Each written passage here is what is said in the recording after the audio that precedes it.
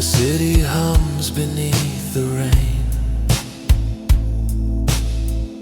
The first day of spring arrived with a pale, watery sun, and for the first time in my life, I felt like I was living in color. The world of St. Giles, of my lectures and my life with Sarah, was the same as it had always been, but I moved through it differently now. I was a woman with a secret, a profound and impossible truth that lived just beneath my skin. The landline phone in our dorm room rang late that morning, its shrill, old-fashioned bell cutting through the quiet. It was my 24th birthday. I picked up the heavy plastic receiver. "Hello?" "Happy birthday, Emma," Alistair's voice said, a low, warm sound that sent a shiver down my spine. "Thank you," I said, a smile spreading across my face. "Where are you?" "At home." There was a brief pause. "Actually," he said, "look out your window." Confused, I walked over to the window, trailing the long, coiled cord behind me. I looked down at the street. My breath caught in my throat. Parked on the quiet street below was his black Jaguar, a sleek, silent predator that looked impossibly out of place. But he wasn't by it. "I see your car," I said into the phone, my heart starting to race. "But where are you?" "Look to the corner," he said. I glanced down the street to the iconic red telephone box that stood on the corner. And there he was. I could see his silhouette through the glass panes. He was standing inside, his dark coat a stark shape, holding the receiver to his ear. He finished his call with a single, calm command. "I'll wait." I heard the click of him hanging up, followed by the dull buzz of the empty line in my ear. I didn't move. I just watched, my hand still clutching the phone. A moment later, the door of the telephone box opened and he emerged. He didn't look up at my window. He simply walked with that unnerving, economic grace to his car, leaned against the bonnet with his arms crossed, and waited. It was the most romantic, audacious, and controlling thing anyone had ever done. Sarah looked up from her book, her eyes wide. "Is that?" I just nodded, a dizzying wave of awe and a terrifying sense of being utterly, completely cared for washing over me. "He's here." When I arrived at Crowthergate Estate, he led me not to the library or the lab, but to the sunroom, a part of the house I hadn't seen before, filled with lush, green plants that seemed to drink in the light. His grandmother, Eleonora, was there. In the center of a small table sat a beautiful, simple cake, its candles already lit. But there was only one chair, one plate, and one fork. "Happy birthday, my dear," Elena said, her smile warm and genuine. They stood together and watched me as I blew out the candles, their faces full of a quiet, profound affection. Their joy came from witnessing mine. As Elena cut a slice of the cake and placed it in front of me, I couldn't help but ask, "Aren't you having any?" Elena's hand gently patted mine. "My dear, the pleasure for us is in watching you enjoy it." "It's your day." It was a small thing, but it was a perfect, aching reminder of the beautiful, impossible world I now inhabited. I was the warm, living center of their cold, unchanging universe, and their love for me was so complete that they would create an entire human ritual just to see me smile. Afterward, Alistair took my hand. "Come outside," he said. "Your real gift is waiting." He led me out into the cool spring air. Standing on the gravel drive, gleaming in the weak sunlight, was a car. A brand new deep blue Rover. It was solid, safe, sensible. "Alistair," I breathed, completely stunned. He looked at the car, then back at me, his expression a mixture of hope and apology. "I would have gotten you something different," he said, his voice quiet. "A sports car, perhaps. Something faster. But I believe this is safe for you."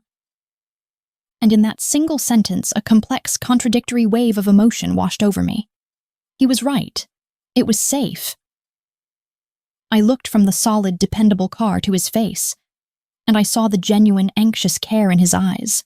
This was his love, expressed not as passion, but as a deep, desperate need for my protection. I turned and threw my arms around his neck, burying my face in his jumper. The familiar, unnatural cold of his body seeped through the fabric, a constant, heartbreaking reminder of the line that still separated us. It was a danger we lived with every day. He held me tight, his arms a protective circle around me. "Do you like it?" he whispered into my hair. "I love it," I said, my voice muffled, and I did. I loved the car, and I loved the man who had given it to me. But as I held him, I couldn't escape the quiet, creeping feeling that this was the first beautiful, golden bar of a cage. He pulled back, his hands resting on my shoulders, his eyes searching mine. "Be careful," he said. It wasn't just a simple phrase, it was a command, a plea. It was the core of who he was. "I will," I promised, my voice a little breathless. He held the door open for me. I slid into the driver's seat, the smell of new leather and safety surrounding me.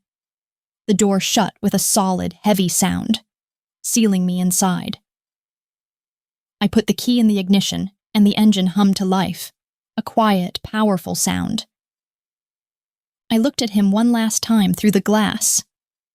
He was standing there watching me, a magnificent, loving, and utterly terrifying guardian at the gate of my new life. I put the car in gear and drove away. The car was freedom, wasn't it? A beautiful, solid lie parked outside my dorm. It allowed me entry into Alistair's world, yes, but each time I drove through the gates of Crowthergate, I felt the ancient stones whisper a warning. This place was his cage, and perhaps it was becoming mine too. Spring deepened, painting the moors in violent strokes of purple and green, but inside the estate, a perpetual winter held sway. The old woman's words, "He must let go," had become a silent, ticking clock in the vast, echoing halls. He was trying. I saw the battle in the terrifying stillness that gripped him, in the way his eyes, once fixed solely on me, now sometimes drifted, snagged by a memory only he could see. The rituals of our life together became performances laced with tension. Dinners with Elena were the worst. She and I would talk, our voices unnaturally bright against the backdrop of Alistair's profound silence. A plate sat before him, always untouched. Sometimes he'd rest his hand near mine on the table, the back of his cold fingers grazing my skin, a possessive anchor in the present. But then his gaze would cloud, lost to 1883, and the faint pressure would vanish, leaving me feeling suddenly, utterly alone, a ghost at his table. His watching intensified, becoming less a comfort and more an unnerving, constant pressure. It wasn't just the feeling of being observed, it was the knowing. One afternoon, studying alone in the St. Giles Library, a book slipped from my grasp, thudding softly to the floor. Before I could even react, a familiar, chilling presence materialized beside my chair. Alistair. He hadn't been in the library a moment before. He simply was.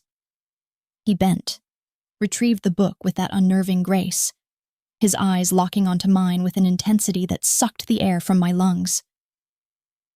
"Careful," was all he murmured, placing the book back in my trembling hands, before turning and vanishing back into the labyrinthine stacks, as silently as he'd appeared. He hadn't just known the book fell. He'd felt it, reacted to my small clumsiness from wherever he'd been lurking. Unseen. The incident left me shaken, thrilled, and terrified. How deeply was he entwined with my very existence?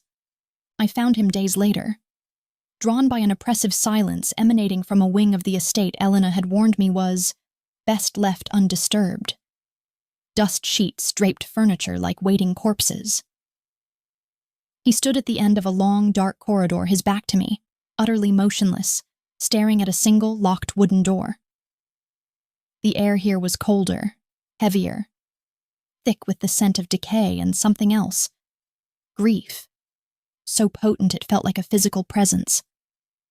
He knew I was there. He always knew. But didn't turn. His hand was pressed flat against the dark, age-worn wood of the door, his knuckles white. I could almost feel the silent war raging within him, the urge to break it down, to confront the past, battling the terror of what lay within. "Alistair?" My voice was a hesitant whisper. He finally turned, slowly, and the look on his face stopped my breath. It wasn't just sadness. It was a raw, visceral agony, the look of a soul eternally trapped. "Her room," he said, the words scraped raw, needing no further explanation. "Eleonora's, 99 years locked, 99 years, waiting for a ghost to finally die." He leaned his forehead against the unyielding wood, a shudder racking his frame. "I'm trying, Emma," he choked out, the sound ripped from him. "God, I am trying." The old woman speaks of letting go. But this... He slammed a fist softly against the door, a gesture of utter futility. "This is like asking me to cut out my own heart while it's still beating." She is the beat. How do you silence the only rhythm you've known for a century? Seeing him so utterly broken, so enslaved by a loyalty that defied time itself, shattered something inside me. My own carefully guarded secret felt insignificant. Yet suddenly, desperately, I needed him to see the parallel, the echo of his devotion within my own soul. "I never told you," I began, my voice trembling but finding strength. He looked at me, his focus shifting slowly, painfully, from the door to my face, his eyes ravaged. "In the lab," I continued, stepping closer into the chill radiating from the doorway. "That day, when I pulled away, when you tried to kiss me." His expression tightened, self-loathing twisting his features. "Don't." "I know what I did." "No," I interrupted, needing him to understand this one truth. "It wasn't just fear. It wasn't just morality. It was because..." I took a deep breath, laying bare the core of my being. I was waiting. He simply stared, lost. "Waiting?" "My whole life," I confessed, the words tumbling out. "My friends thought I was naive. Scared, but I wasn't. I was faithful to an idea. I read my books, Alistair, and I believed in a love that was absolute, all-consuming, permanent, the kind worth waiting an eternity for, even if it seemed like a ghost story itself." Tears streamed down my face now, hot and unstoppable. "I refused you," I whispered, "because I had been saving myself. Not for just anyone. Not out of fear. I was saving myself out of faith. Faith that a man like you, a love that felt like this, wasn't just a fantasy." His face didn't just shatter, it imploded. He recoiled as if I'd physically struck him. The horrifying irony crashed down on him. I, the modern girl, held the same ancient, sacred belief he thought had died with Eleonora. He saw me, truly saw me, as his equal, his soul's mirror. The realization brought no peace, only a fresh, brutal agony. He lunged forward, not touching me but grabbing the doorframe on either side of my head, caging me in. His face was inches from mine, his eyes blazing with a terrifying mix of love and self-hatred. The unnatural cold radiated from him, raising goosebumps on my skin. "And I," he rasped, his voice thick with a venom directed entirely at himself, "am the one creature in existence who can never give that to you. I offered you eternity, and I cursed you with this half-life instead." His gaze dropped to the faint, silvery mark on my lip, his fingers clenching into fists at his sides, the knuckles white. The raw despair in his voice, the sheer violence of his self-loathing, was unbearable. He was trapped. We were trapped. And I knew with chilling certainty his quiet struggle was over. This would become a war, not just against a ghost, but against his own cursed nature. He wasn't just trying to become human anymore. He was trying to become worthy. Crowthergate's library was vast, silent, and smelled of centuries. Sunlight, thick with dust motes, slanted through the tall, arched windows, illuminating islands of antique furniture amidst towering shelves of books. It should have been peaceful. Instead, the silence felt heavy, charged with the unspoken tension that had become the backdrop to our lives. I was curled in a deep leather armchair, pretending to decipher a complex molecular structure for my dissertation notes, but my focus kept snagging on him. Alistair sat across the room at a massive oak desk, ostensibly reviewing university budgets. But his stillness was absolute, unnatural. He hadn't turned a page in nearly an hour. He was lost again, adrift in the sea of his past, and the ghost of Eleonora felt more present between us than ever. How long can I do this? The thought was a raw ache in my chest. How long can I live in a house haunted by a love that isn't mine? I felt like a footnote in his epic tragedy. Cherished, yes, but secondary. Always secondary. The jealousy was a bitter, shameful taste in my mouth. Jealousy of a woman dead for 99 years. Suddenly, he was there, kneeling beside my chair, his movement so swift and silent I hadn't even registered him crossing the room. His presence was overwhelming, instantly banishing the ghosts. His pale eyes were fixed on my notes, but his nearness was an electric current. "This bond angle," he murmured, his voice a low vibration that resonated through me. His cold fingers gently covered mine where they rested on the page, a possessive, grounding touch that sent a jolt straight to my core. "It's slightly off. It requires more tension." He looked up then, his gaze meeting mine, and the academic pretense vanished. His eyes burned with an intensity that stole my breath, a look that saw only me. "You bring light into these shadows, Emma," he whispered, the words achingly sincere.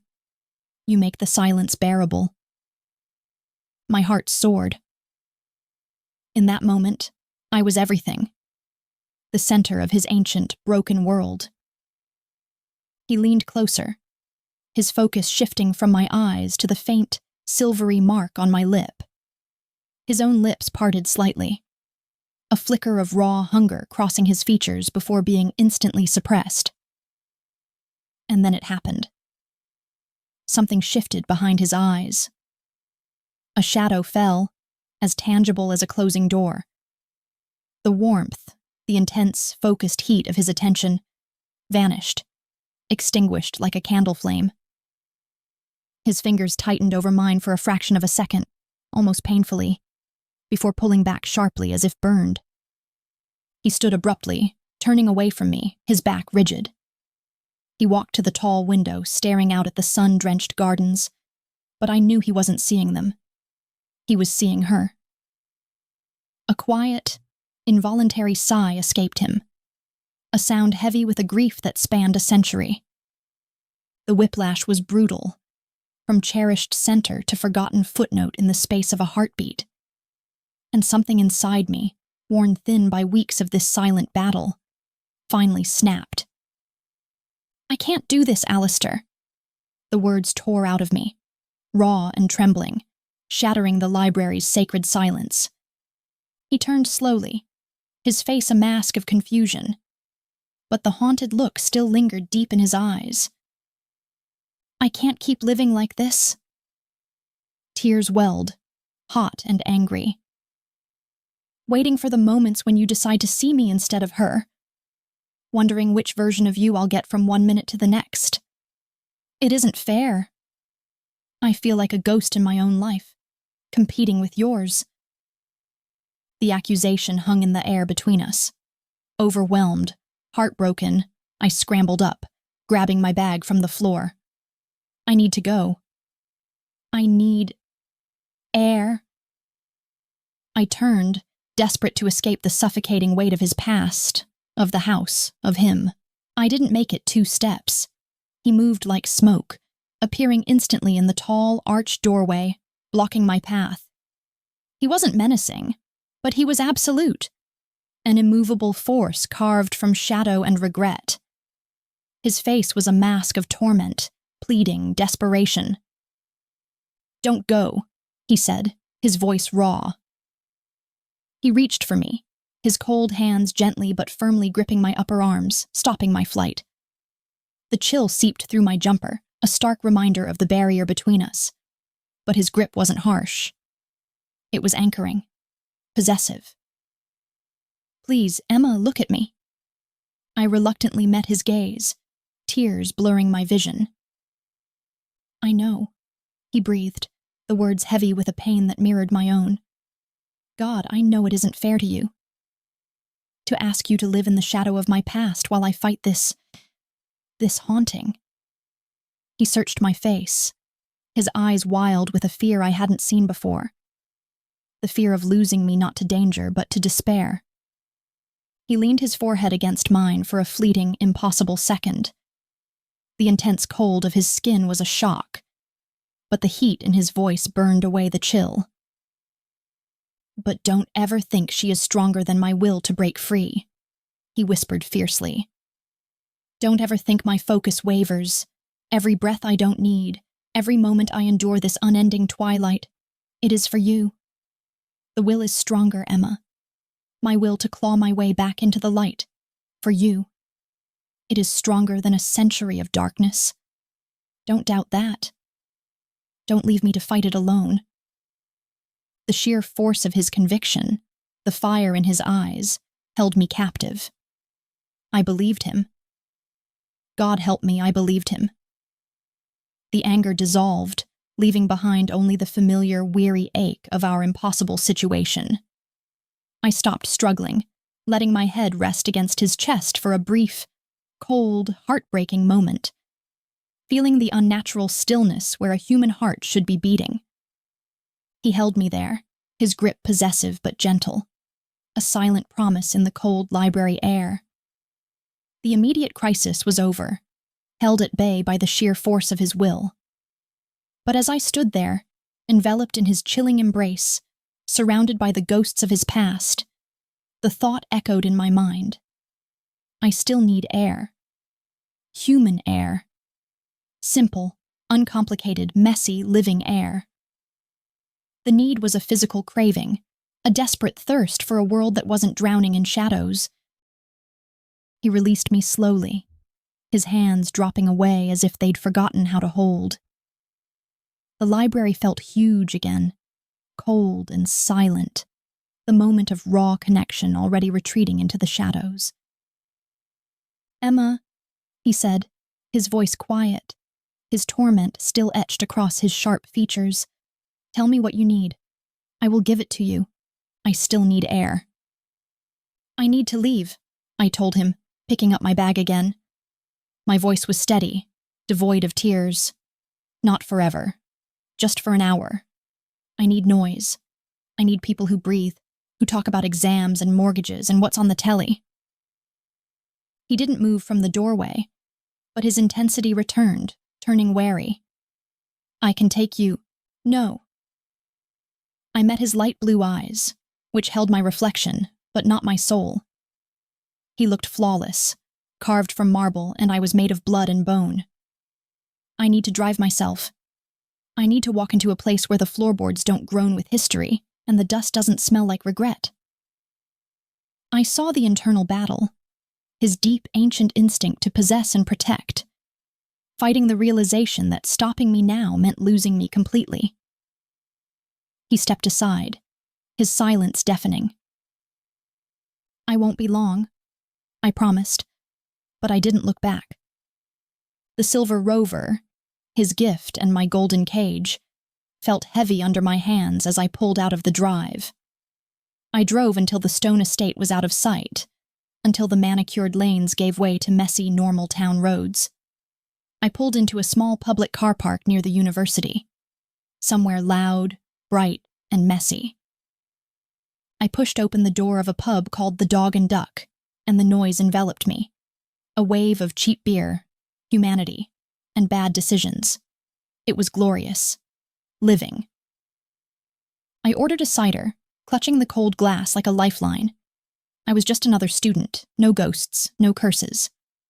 I took a sip, the sweet liquid grounding me, and that's when I heard the voice. Emma? Is that you? Wow, didn't think I'd see you out and about these days.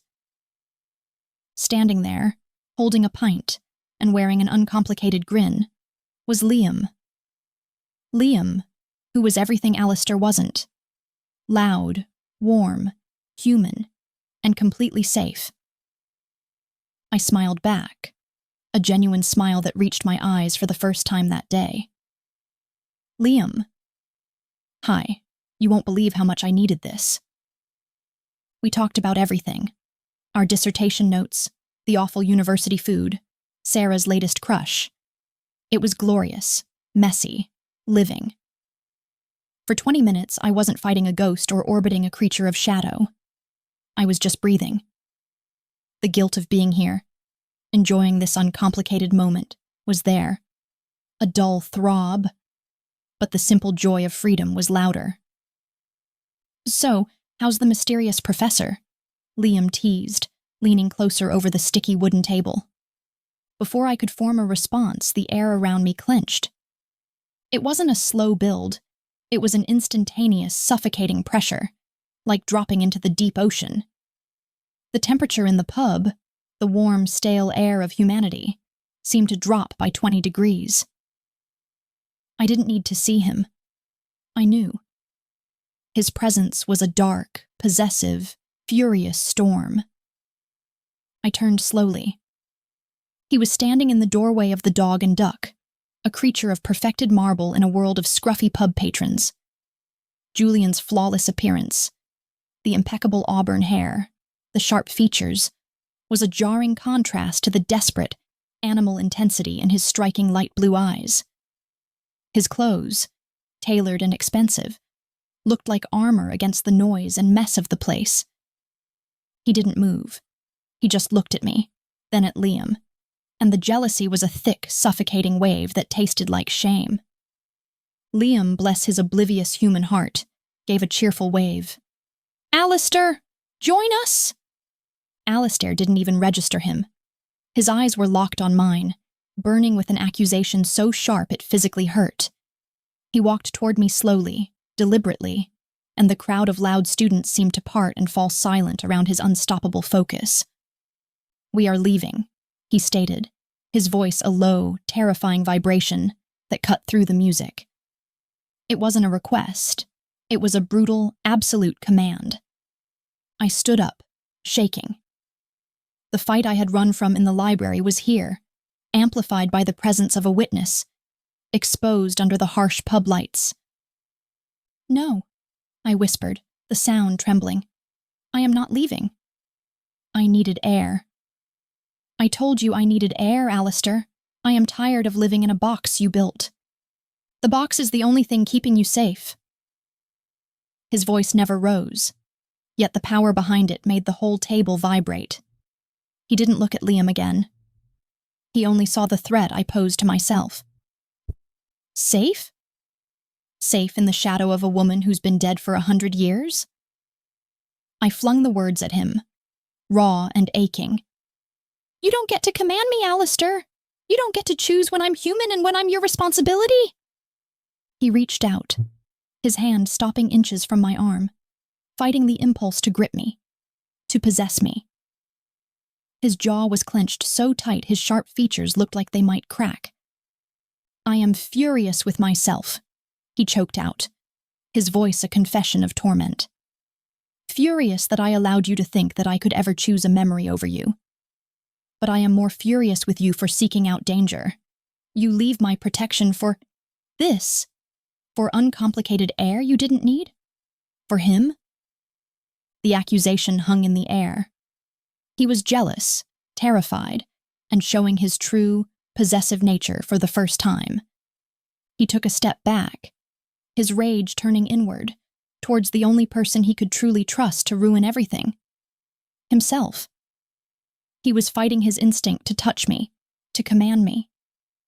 He finally looked at Liam, his expression cold and dismissive.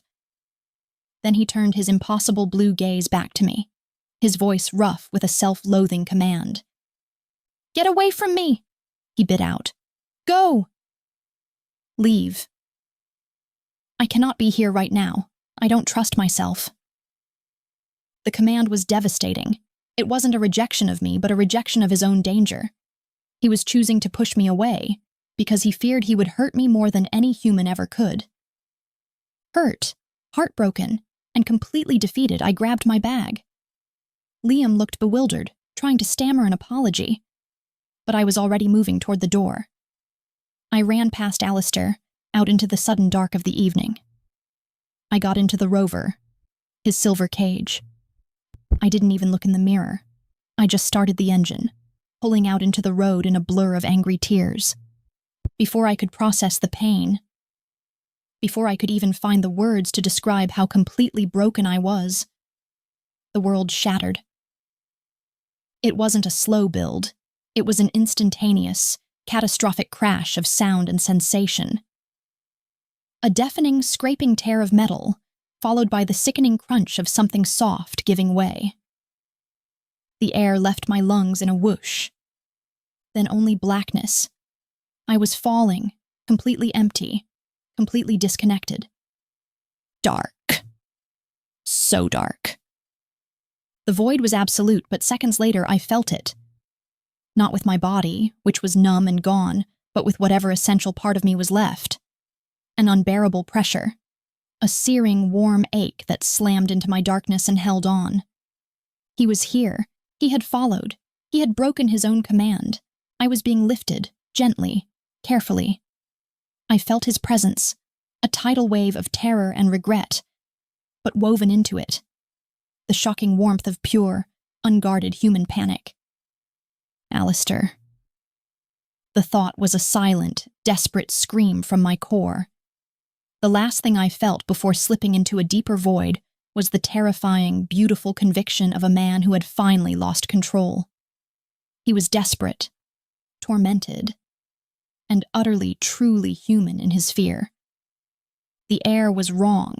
It didn't smell like the expensive old leather of his house or the fear that clung to his beautiful, cold skin. It smelled like sterile cotton, weak coffee, and antiseptic, the overwhelming artificial smell of a hospital.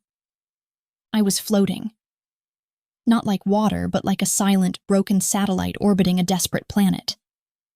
I had no body, only sensation, and the only thing anchoring me to the world was the blinding, relentless ache of the man sitting beside me. I couldn't open my eyes, but I felt him like a tuning fork vibrating against my soul. He was a solid block of despair and guilt, so potent it was almost physically suffocating. And beneath the despair, the strange, shocking warmth of his anguish. He hadn't left since they brought me in. The doctors, I could hear them talking about my stable but critical condition, were clearly tired of seeing his impeccable, sculpted features hovering over my bed. Julian's striking light blue eyes, usually so cool and contained, were perpetually bloodshot. He hadn't changed clothes. His elegant suit was rumpled, a bizarre contradiction to his usual fastidious nature. He simply sat, rigid and tormented, an immovable fixture in my small, curtained-off world. I heard the first voices that weren't sterile. "Emma, darling, you have to wake up." It was Sarah, my flatmate, her voice thin with tears. "He won't let us near her," Sarah whispered, muffled, to someone else. "That Professor Alistair. He's been here for 3 days. It's unnerving. He won't leave." The thought settled in my psychic core, bringing a strange comfort. He's anchored to me. Then came the deeper heartbreak. My parents, flown in from France. My mother's soft French and my father's rough English-accented distress washed over the room. They talked about the life I might never live, their pain a familiar, heavy burden I couldn't lift. Alistair was silent through it all. He stood guard, an intimidating statue, letting them cry their grief out before politely, ruthlessly, showing them the door. He wasn't doing it to be cruel. He was doing it because I was his fault, his responsibility. Mine, his presence screamed. She is mine. It was late again. The machines hummed their monotonous lullaby. The room was dark, lit only by the monitor screens. I felt his weight shift as he pulled a chair closer. He rested his head near my hands, near the IV line, and began to speak. His voice was a low, desperate vibration, meant only for me, meant only for the silence between us. "I am so selfish," he whispered, the sound cracking. "I begged you to fight the shadow of Eleonora, but I was the one clinging to the ghost. You asked for air, Emma, simple, living air, and I answered you with that brutal command, that lie that I needed you gone." His hands, those cold, perfect hands, covered mine. I knew he was fighting the instinct to be cold, to put up the barrier, but his touch was undeniably warm. Not feverish, but deeply biologically warm. "When you drove away," he confessed, the words tearing out of him, "I felt a tear. One stupid, warm, human tear. The curse was broken because my will to love you, to claw my way back into the light for you. Finally won, and then I felt you slip away." The next moment was a frantic flurry of alarm. A sharp, loud beep, beep, beep from the monitor next to my head shattered the silence. I heard the rushing footsteps of nurses, the medical jargon, blood pressure dropping, code. But his voice was louder, closer, overriding all of it. He pressed his face against my hands, his warm tears falling, soaking the back of my skin. They felt like tiny, hot beacons of life. "No," he begged, his voice raw with pure human grief. "You can't. Not now. I let her go. I let the memory of that old, safe love go. I choose this impossible, messy, terrifying love with you. You are my light, Emma. My heart beats for the first time in 100 years, and it is beating for you. Please, please come back to me. Don't leave me to fight this alone." He was sobbing now, a deep, wrenching sound of pure, unadulterated human pain. His body was warm, his tears were warm. The curse was broken. He was finally a man. The monitor beeped steadily again, the crisis stabilizing. The nurses left. I couldn't open my eyes, I couldn't move my fingers, but I could hear him settle, still pressing his cheek to my hands, exhausted but resolute. "He loves me," my soul whispered. "He chose me. He is warm." The human air I had craved was right here, in his warm, tear-soaked touch. The simple, messy, living air of true, devastating love.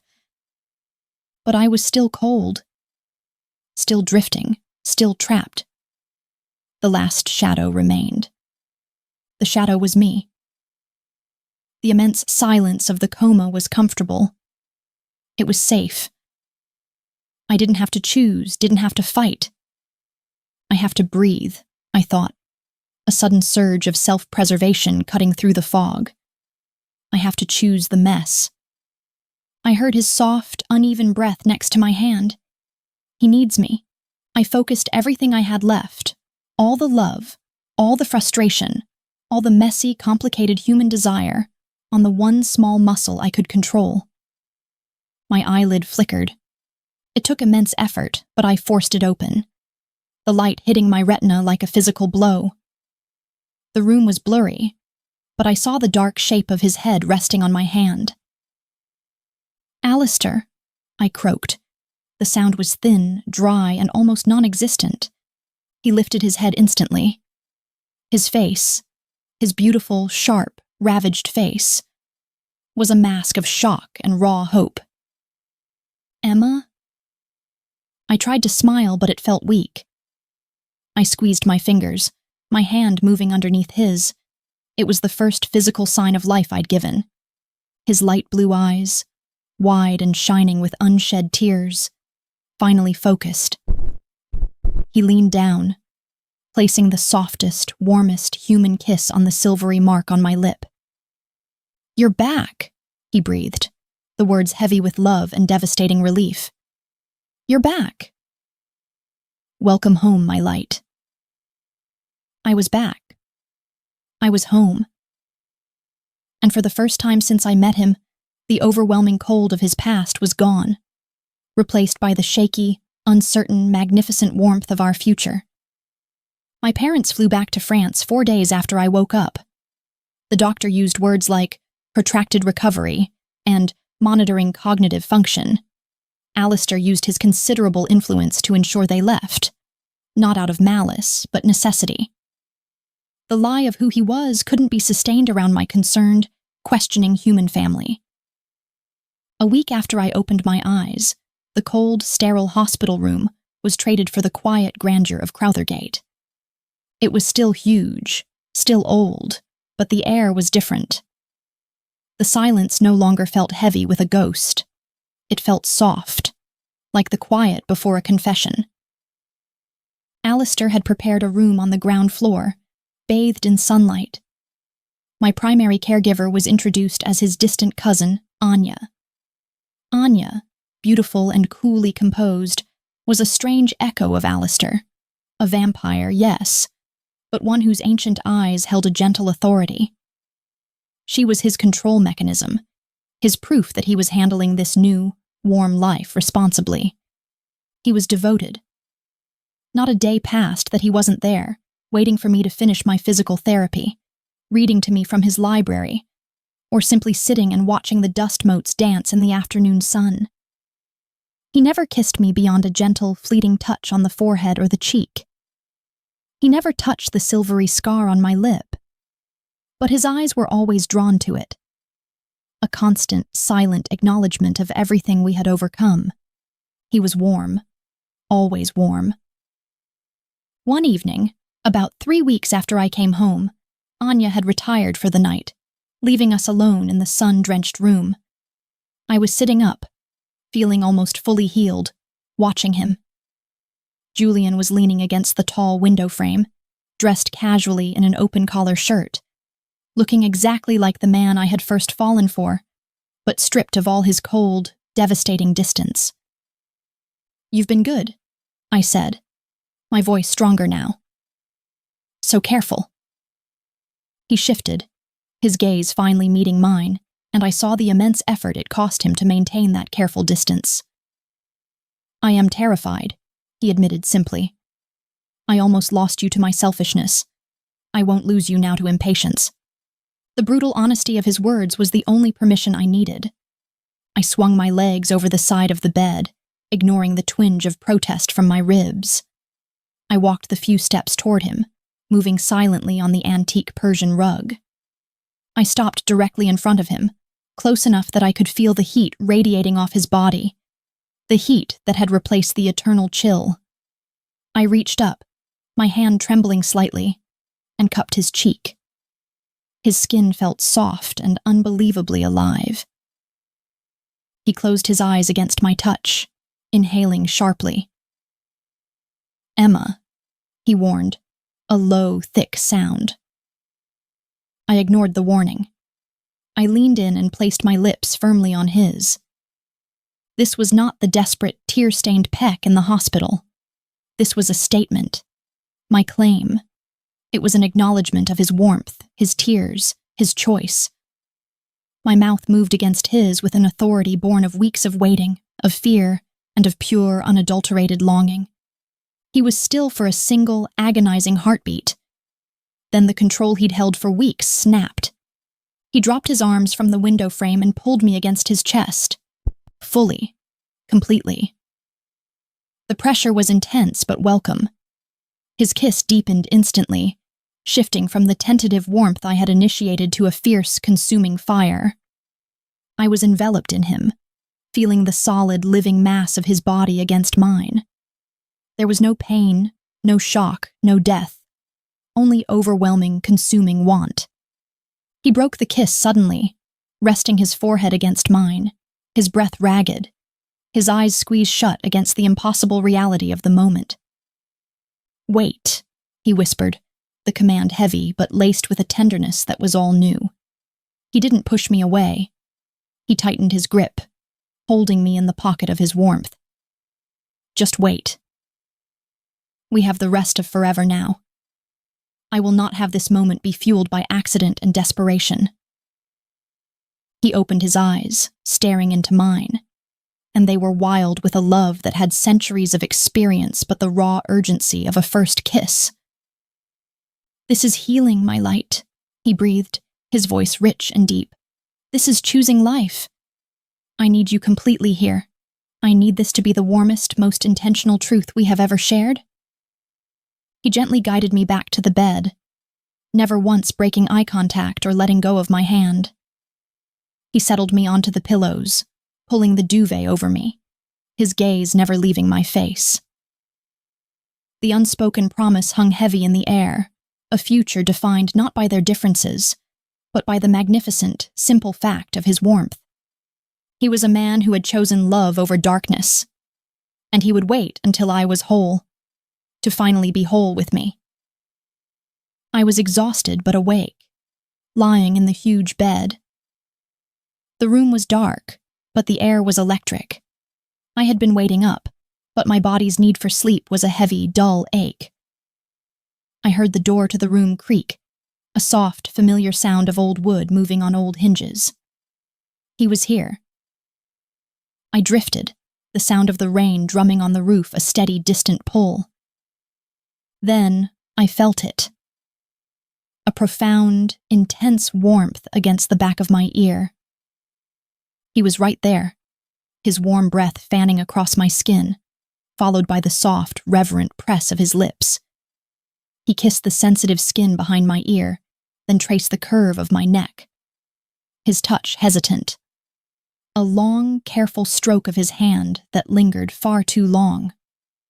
"Emma," he whispered, his voice a low, thick sound in the darkness. "Are you sleeping?" I didn't open my eyes, I didn't move. I simply let the warmth, the magnificent, impossible warmth, sink into my bones. "No," I whispered back, the word barely a breath. The warmth of his body hovered. Should I stop? "No," I confirmed, the word simple and absolute.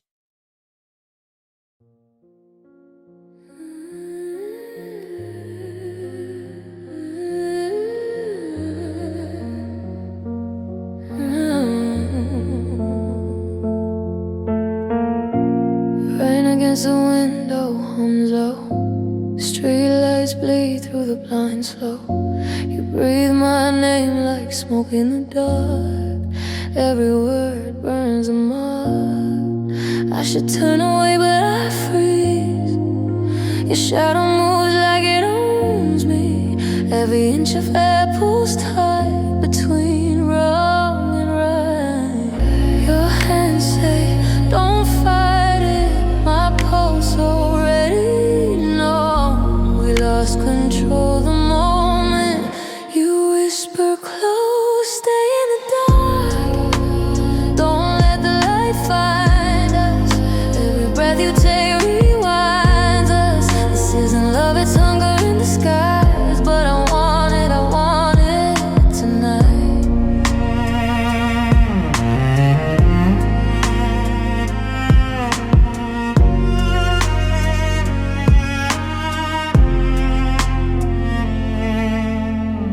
Glass trembles from thunder outside. Your touch keeps the storm alive. I taste confession on your skin.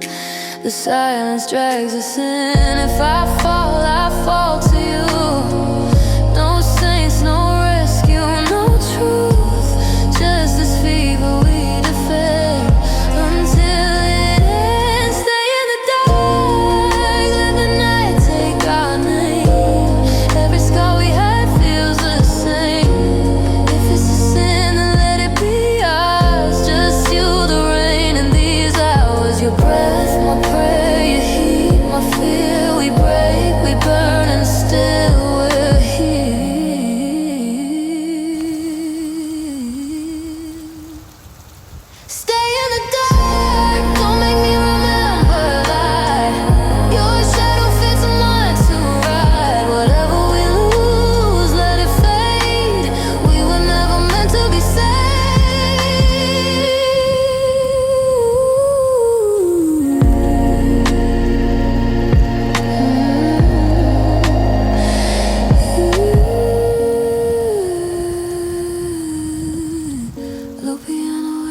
twisted harmony. Stay.